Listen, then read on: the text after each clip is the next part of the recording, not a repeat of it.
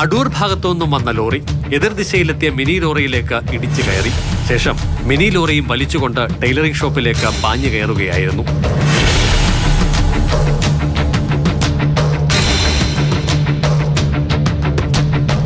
ഇടിയുടെ ആഘാതത്തിൽ പിറകിലേക്ക് നീങ്ങിയ മിനി ലോറി പിന്നാലെ എത്തിയ 2 കാറുകളിലും ഇടിച്ചു.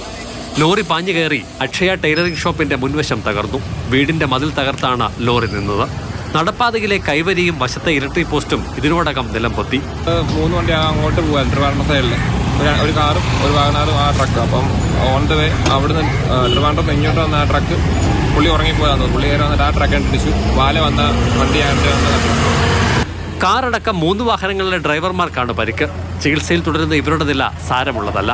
അപകടത്തെ തുടർന്ന് റോഡിലേക്ക് ഡീസൽ ഒഴുകി. അത് കഴുകിക്കളഞ്ഞ ശേഷമാണ് ഗതാഗതം പൂർണ്ണതോതിൽ പുനഃസ്ഥാപിച്ചത്. ഇന്ത്യൻ ഓയിൽ പമ്പിന് സമീപം എന്നും സ്ഥിരമായിട്ട് അപകടം നടക്കുന്ന ഒരു സ്ഥലമാണ്. ശരിക്കും ഇതിന്റെ പ്രശ്നമെന്ന് പറഞ്ഞാൽ ഇവിടെ ഒരു ബിൽഡിംഗ് നിൽപ്പുണ്ട്. അതിന്റെ കേസും പഴക്കമൊക്കെ തീർന്നിരിക്കുകയാണെന്നാണ് അറിയുന്നത്. അത് പൊളിച്ചു മാറ്റി ഈ റോഡ് ക്ലിയർ ചെയ്യേണ്ട വളരെ അത്യാവശ്യമായ ഒരു കാര്യമാണ്. MC റോഡിൽ ഏറ്റവും കൂടുതൽ അപകടങ്ങൾ ഉണ്ടാകുന്ന മേഖലയാണ് പന്തളത്തിനും കാരക്കാടിനും ഇടയിലുള്ള ഭാഗം. മാതൃഭൂമി ന്യൂസ്, പത്തനംതിട്ട.